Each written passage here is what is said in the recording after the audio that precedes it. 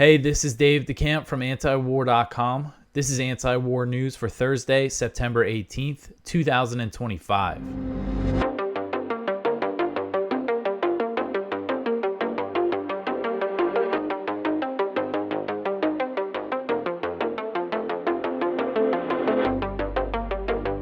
All right, so first thing I want to mention, this is the last episode of Anti-War News for this week, so it's an extra short week, just 3 episodes. I'm going to Chicago for a media award event that I was invited to. I'll tell you more about it when I return, but it should be pretty cool.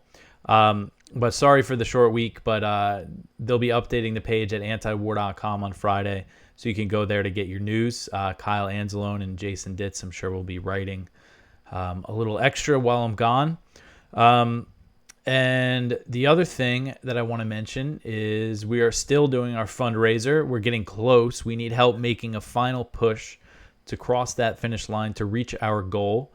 So if you appreciate our work at antiwar.com and you have the means and you haven't already, please go to antiwar.com/donate and help us out. And I really appreciate everyone who does and who has so far for this fundraiser. All right, so to get into the news, the first story at the top of antiwar.com today, Smotrich says the U.S. and Israel are in talks on dividing Gaza. So Israeli Finance Minister Bezalel Smotrich on Wednesday described Gaza as a real estate bonanza and said that the U.S. and Israel are in talks about dividing the land. And this was reported by the Israeli news site Ynet. So again, he's calling it a real estate bonanza and saying that the U.S. and Israel are in talks about dividing the land, dividing the spoils of Gaza. And Smotrich referenced what he called a business plan that Ynet said was similar to a plan being circulated within the Trump administration. According to a recent report from the Washington Post, this plan involves removing the Palestinian population, placing Gaza under the control of a U.S.-administered trusteeship for 10 years, as it is turned into a tourist resort and advanced technology manufacturing hub. This is a plan modeled on President Trump's calls for the U.S. to take over Gaza and turn it into the Riviera. And if you remember when he was talking about that a lot earlier this year, this is something he said when he first came into office. I believe it was in February when Netanyahu made his first trip to the White House this year. That's when Trump came out with this. And Trump's calls have emboldened, the Israeli government and people like Smotrich who are on the record, wanting the ethnic cleansing of Gaza and Jewish settlement and the complete takeover of the territory. So that Washington Post report said that the removal of Palestinians from Gaza could be temporary, but Smotrich, Israeli Prime Minister Benjamin Netanyahu, and other Israeli officials have made clear that their vision involves removing the Palestinians permanently. And the Palestinians know that if they leave Gaza, there's not going to be any going back for them.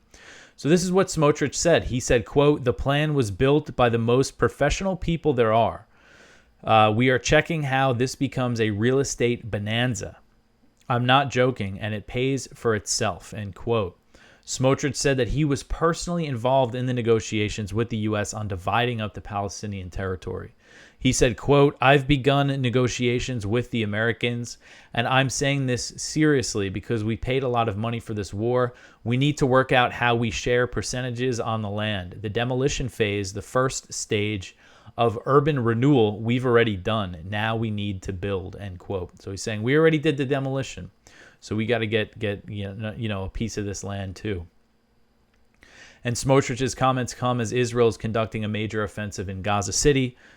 And as we've been covering, the goal is to remove all the Palestinians and destroy every single building, raze the entire city to the ground. And this is where over 1 million people were living before they started the offensive. And earlier this year, Smotrich said that Gaza's civilian population will soon be concentrated in southern Gaza and forced to leave the territory. So this is a quote. This is something Smotrich said back in May. So as I am reading this, keep in mind, this is who is apparently in talks with the U.S. government about Gaza, about the future plans for the Gaza Strip. Smotrich said, quote, "The Gazan citizens will be concentrated in the south. They will be totally despairing, understanding that there is no hope and nothing to look for in Gaza, and will be looking for relocation to begin a new life in other places," end quote. So he's saying they'll be concentrated, put into a concentration camp, and things will be so horrific that they'll have to leave Gaza. They'll be forced to leave. And I mean, this is what it's all about. This is what it's been clear from the beginning, that this has been the ultimate goal. There was an Israeli intelligence ministry document that was leaked in October 2023 that said, laid out a few post-war scenarios, and it said the best case scenario, the most ideal situation would be cleansing the entire Palestinian population, moving them all out of Gaza. And this plan, they envisioned pushing them all into Egypt and building a buffer zone and putting them in camps in the Sinai desert. So again, it's just been clear that this is what they want. And now they have, a president and the people around him. And we know he's talking about this with Jared Kushner, who's on the record saying, Gaza would make some great waterfront property. And this is who has been involved in these talks about this plan. All right, so the next one here, Netanyahu points to Israel-backed Qatari payments to Hamas to justify airstrikes. So Israeli Prime Minister Benjamin Netanyahu has attempted to justify the Israeli bombing of Qatar by pointing to the country's previous funding of Hamas, despite the fact that he facilitated and encouraged the payments. So Netanyahu said this on Tuesday, quote, "Qatar is connected to Hamas. It bolsters Hamas. It harbors Hamas. It funds Hamas. It has strong levers, but it chose not to pull them. Therefore, our action was entirely justified," end quote. So he's saying, Qatar funds Hamas. That's a reason to bomb Qatar. But in the wake of the Hamas attack on Israel on October 7th, 2023, Netanyahu came under harsh criticism by Israeli media, by people in Israel, over his previous policy of propping up Hamas. And the purpose of that, which he spelled out, and I linked to an article there from Scott Horton and Connor Freeman, that it's called, let's see, what's the title? Netanyahu's support for Hamas backfired. And this was published in October 2023. And it details how Israel over the years has propped up Hamas. And it quotes Netanyahu and other top Israeli officials essentially saying, the idea is to divide the Palestinians in Gaza from the Palestinians in the West Bank to prevent the creation of a Palestinian state. Even Smotrich, there's a quote from him from a few years ago saying that Hamas is an asset to Israel, basically saying, the international community will understand that we can't negotiate, with Hamas. We can't let them have a state. And he said the Palestinian Authority, is a liability because they're much, in the eyes of, the UN and the US, they're much more moderate. So just the fact that he's citing this, it's just so absurd. And I remember I saw Ben Shapiro and others, put out all these talking points about Qatar and, funding Hamas and, Qatar hosting Hamas. And the fact is that Israel facilitated and encouraged the Qatari payments to Hamas.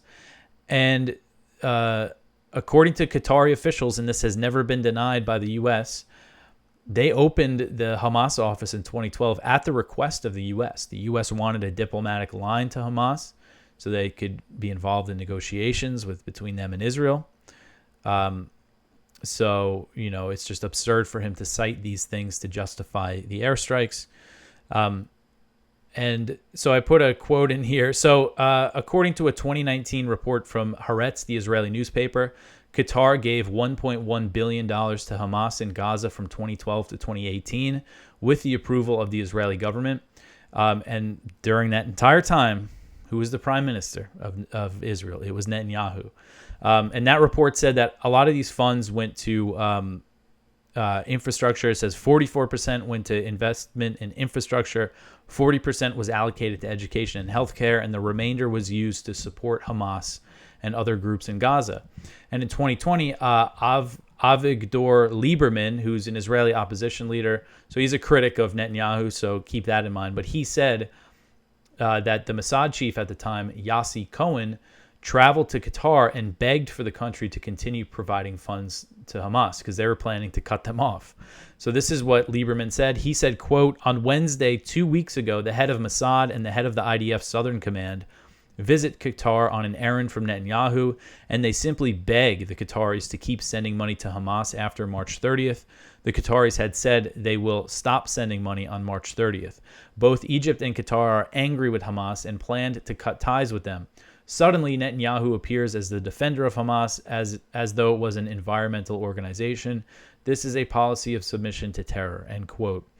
So again, just this idea that this is the excuse Netanyahu is using to bomb the Hamas officials in Qatar, which also killed a Qatari security officer. It's just so absurd, and how much he lies and misrepresents and skews things. It's just out of control. All right, so the next one here, House seeks to expand secretive arms stockpile used in Gaza war. So this article is from Connor Eccles at Responsible Statecraft. So the House is poised to expand the use of a secretive mechanism for funneling weapons to Israel.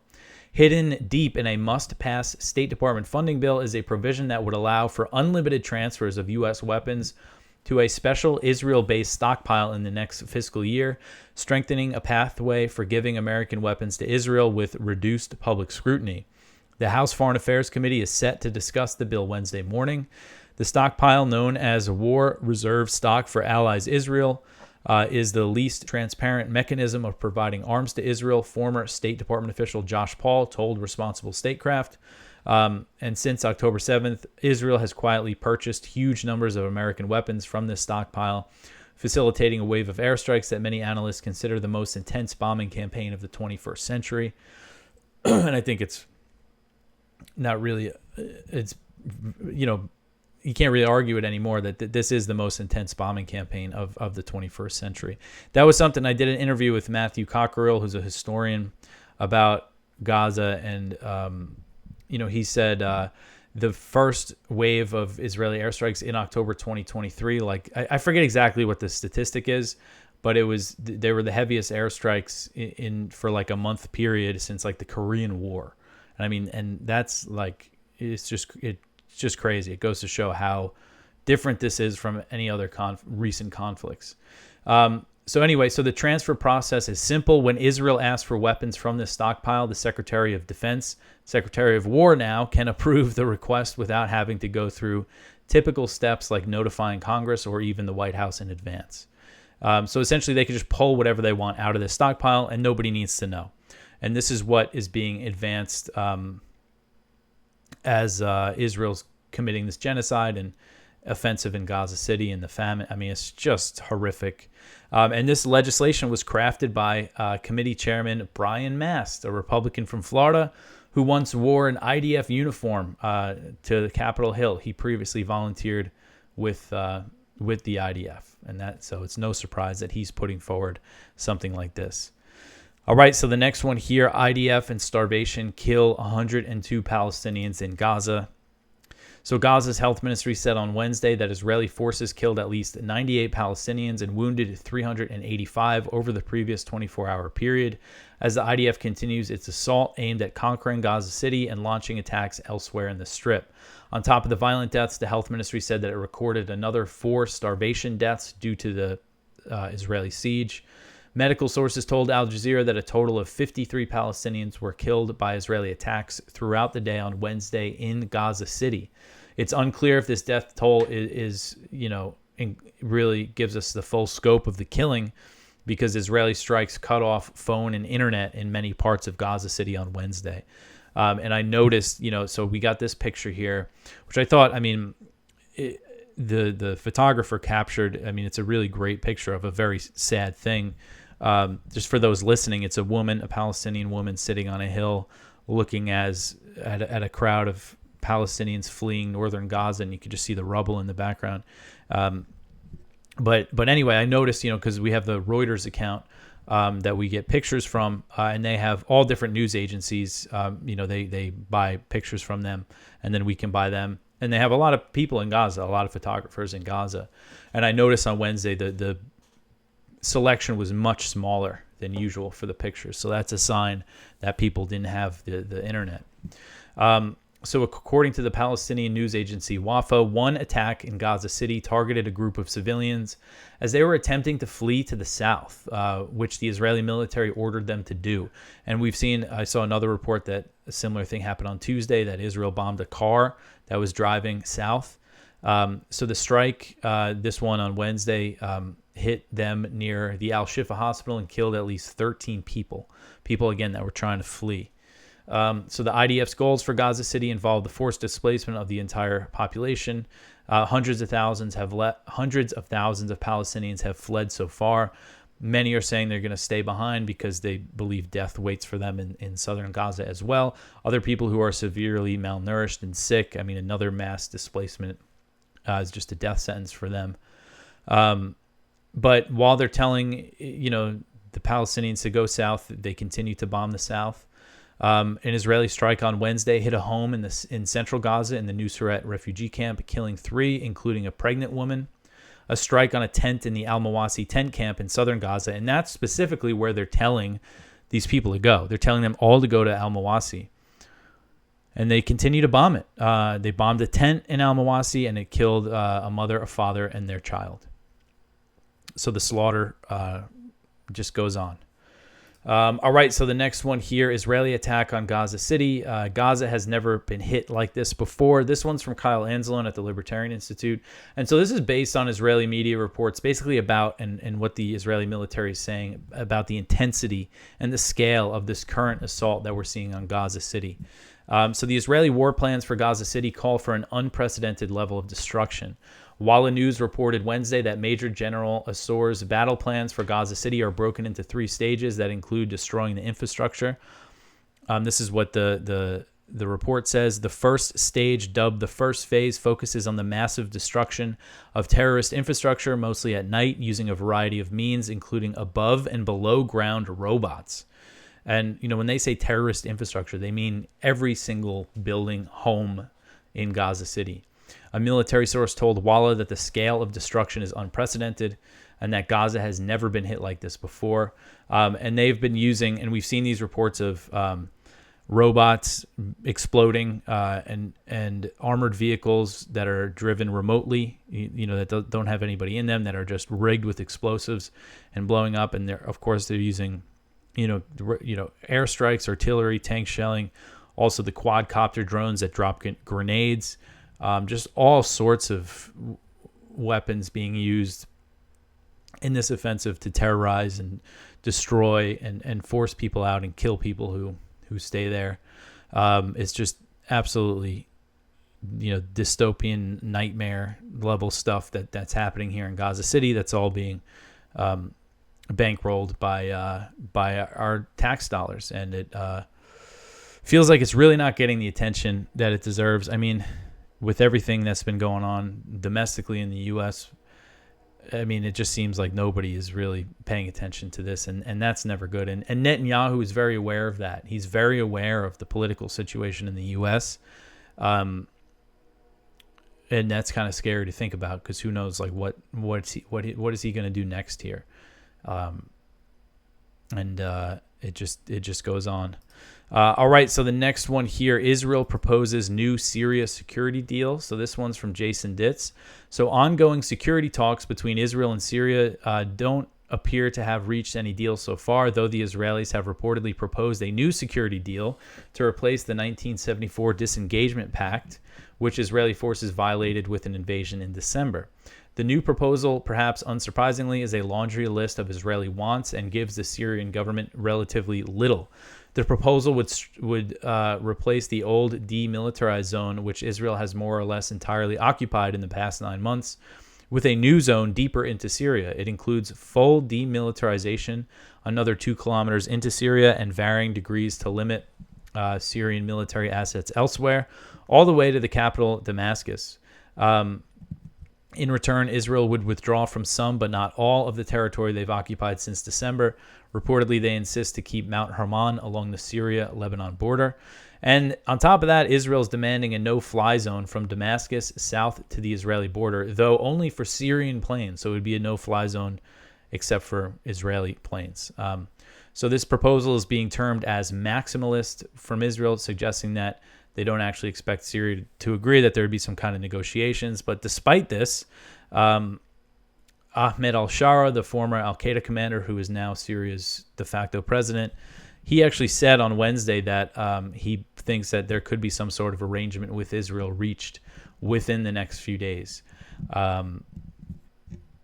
So we'll see. And this is one of the reasons why the U.S. is supporting him, is because he's willing to play ball with the Israelis, and he's not an ally of Iran or Hezbollah. All right, so the next one here, thousands rally for decentralization in Syria, Kurdistan. So another one from Jason.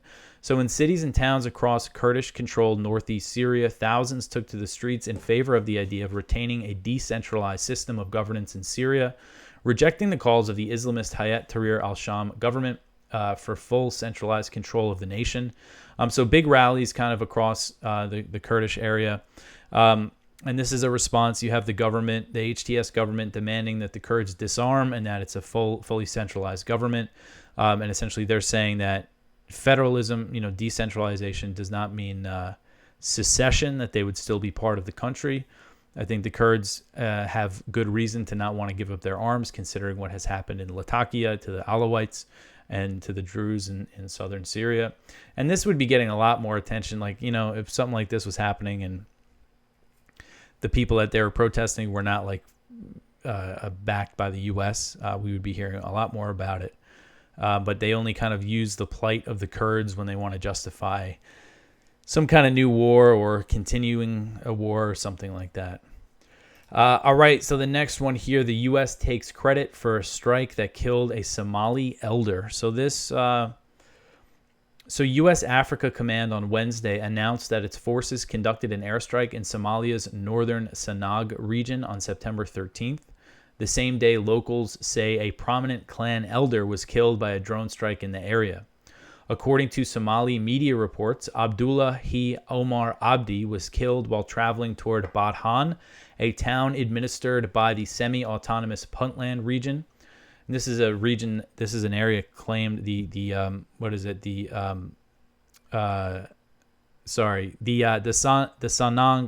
Sanag region is claimed by both Puntland and Somaliland, but this particular part of it is controlled by Puntland. So he was killed while traveling toward this town. And AFRICOM said that the airstrike was launched near the same town and claimed that it targeted an al-Shabaab arms dealer. But according to Haran Online, which is a Somali news site, relatives of Abdi denied that he has any ties to al-Shabaab. Other Somali reports said the same thing. In comments to the Somali Guardian, a regional elder described Abdi as, quote, a respected figure involved in peace building and mediation. There is no clear reason why he would be targeted militarily, end quote. The report noted that airstrikes are rare in the Sanag region, while the U.S. frequently launches them in the neighboring Bari region, where the U.S. is backing local Puntland forces in a war against an ISIS affiliate. So when I talk about the airstrikes against the ISIS affiliate, it's up in this area. But this is further north and west of where the U.S. usually conducts strikes. And I believe this picture here is the aftermath of the strike. The car was completely destroyed. So Somali Guardian also reported that the killing of Abdi sparked protests and that locals were blaming the UAE, which occasionally launches airstrikes in Somalia. Locals tied Abdi's killing to his opposition to a controversial deal between Puntland authorities and the UAE that would grant Abu Dhabi access to the region's gold and mineral resources. Locals and regional police reported that Abdi's car was hit with 3 missiles and that he was traveling alone at the time of the attack. AFRICOM shared no details about the strike other than claiming that it targeted an al-Shabaab weapons dealer. So antiwar.com, so I asked AFRICOM about this. I drew attention to the Somali media reports that said that they killed a civilian clan leader and that there's outrage about this. And I asked if I could get more details about the strike and if they're looking into whether they harmed a civilian in the strike. We'll see if they get back to me. I doubt they're really going to tell me anything. But this is something, based on these reports, this could really outrage the clan leaders in Somalia. So, it goes to show with these kind of out of control airstrikes that we're seeing in Somalia, things like this could easily happen. And it makes you wonder. So this guy was against a deal that the Puntland authorities want with the UAE. And apparently they just had a meeting with it. The Puntland president had a meeting with the clan leaders about it, and they expressed their opposition. And this guy leaves, and he gets hit by a drone strike. It does make me wonder, maybe because who's the U.S. getting intelligence from in this part of Somalia? It would be the Puntland authorities that they back in the war against the ISIS affiliate. So did they pass the U.S. some phony intel claiming he's an al-Shabaab guy? I mean, that's just total speculation, but we'll see what comes of this. But this airstrike marks the 78th U.S. airstrike in Somalia this year. 78th, and that the Trump administration has shattered the record. Trump broke his own record, which he set in 2019, of 63 airstrikes in a single year. Year's not over. We still got a few months to go, and he's already at 78. So again, I'll definitely follow up on this story. All right, so the next one here, the U.S. Special Envoy to Ukraine says that the U.S. could kick Russia's ass. So Keith Kellogg, President Trump's special envoy for Ukraine, had strong words for Russia at a conference held in Ukraine, saying that the U.S. could kick Russia's ass. And this was, I saw this was reported by Remix News, and then I went back and looked at the stuff he said at this conference. So Kellogg made the comments in the context of a conversation he had in the Oval Office about Russia's military might. He said, quote, "They were talking about the primacy of the Russian military and how they were, pretty good. And I said to the people in the room, we'd kick their ass. What I mean by that is don't take their statements at face value. They're not as good as Putin says they are. And for that, I give great credit to the Ukrainian military because they've knocked them down a couple notches," end quote. So he brushed off the fact that Russia was a nuclear-armed power, pointing to the fact that the U.S. and its allies also have nuclear weapons. So very tough talk here from the U.S. envoy to Ukraine, who I thought was tasked with, trying to reach a peace deal, but does not seem like that has been Kellogg's MO at all in all of this. The U.S. envoy also claimed that Ukraine would win the war despite the fact that Russia continues to make gains in eastern Ukraine and has the clear advantage when it comes to manpower and weapon supplies. He said, quote, "Ukraine will not lose this war. Ukrainians have a moral superiority over Russia. That's obvious," end quote. Kellogg said that both he and Chairman of the Joint Chiefs of Staff, General Dan Kane, recently advised President Trump that Russia is not winning the war. So he's essentially saying that's what he's telling Trump. He said he was telling him forcefully that Russia's not winning, putting in his head, I guess, that they can continue this and soon Russia would be defeated. I'm guessing that's the narrative that Kellogg is pushing, and of course that means that this war is just going to go on if Trump is listening to his advice here. And in his role as U.S. Special Envoy, Kellogg has met repeatedly with Zelensky. This picture here is from a time they met back in July, but they meet frequently, and you see the statements and readouts from Zelensky's office is, he promised us all this support. The most recent meeting, they talked about the Pearl initiative, the NATO initiative that is going to arm Ukraine with American weapons in deals funded by the U.S.'s allies. So the proxy war, the conflict just continues. And this is the guy, the envoy to Ukraine. He's saying that the U.S. could kick Russia's ass. Never mind all the nuclear weapons that they have. Just really dangerous, reckless rhetoric here from a U.S. official. All right, so the next one, the last story here, I left up the one yesterday about the U.S. bombing boats near Venezuela. Oh, this one. So this just kind of came in. Immigration judge orders Mahmoud Khalil to be deported. So this article is from Politico. I just ran this because it wasn't really reported anywhere else. An immigration judge in Louisiana has ordered pro-Palestinian activist Mahmoud Khalil, a legal permanent resident of the U.S. who's also married to an American citizen who has a child with her. Anyway, the judge ordered him deported to Syria or Algeria for failing to disclose certain information on his green card application, according to documents filed in federal court Wednesday by his lawyers. Khalil's lawyer suggested in a filing that they intend to appeal the deportation order, but expressed concern that the appeal process will likely be swift and unfavorable. The order from the immigration judge, James Comins, came despite a separate order in Khalil's federal case in New Jersey, blocking his deportation, while that court considers Khalil's legal argument that his detention and deportation are unlawful retaliation for his Palestinian advocacy. And I don't see how they could argue that this is not, that he's not being targeted for his Palestinian advocacy. The Trump administration initially tried to deport him. I believe they used the I forget what the law was, but they claim that Marco Rubio had the right to deport anybody, basically that he thinks their presence in the U.S. is contrary to foreign policy interests of the U.S. And what did Khalil do? All he did, he was just involved in the student protests at Columbia. They're deporting him for being critical of Israel.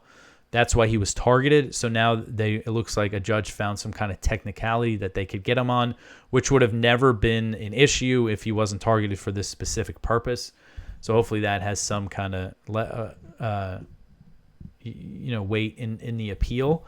But I mean, the fact is, I mean, it's clear why he's been targeted here. And I really do think a big part of this move to try to deport all these people, a lot of them have been blocked, is, for the chilling effect. So the protests winded down and, college is back in session.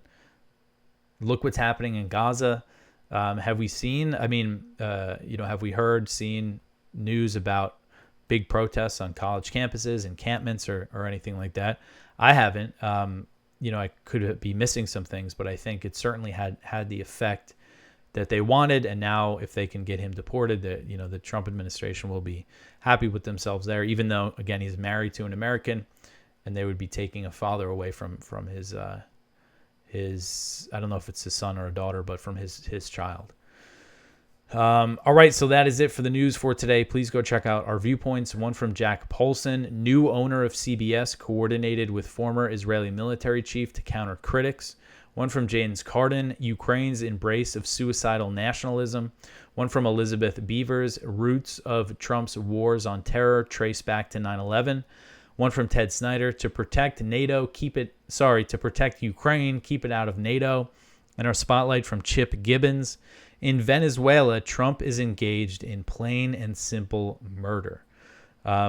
So please go check all that stuff out. Go check out our blog, the lower part of the page, lots of content on the page at antiwar.com. And again, another reminder, this is the last show for the week. Sorry for the 3-day. I'm slacking off this week. But I'll be back working on Sunday to put out a show on Monday. Again, you can check antiwar.com on Thursday, Friday for updates and everything. But I think that's all I have to tell you. Help us with our fundraiser if you can. I hope everybody has a good weekend. I'm trying to stay off Twitter these days or X. It's off my phone. I don't think I'm gonna put it back on my phone for this trip to Chicago. I'm gonna maybe go on it on my laptop while I'm there. The reason I'm saying that is because I know a lot of people talk to me on there and stuff. So if you want to contact me for whatever reason, shoot me an email. But anyway, that is it for me for today. I hope everybody, again, has a good weekend, and let's pray for peace. I'll see you in a few days. Thanks for listening.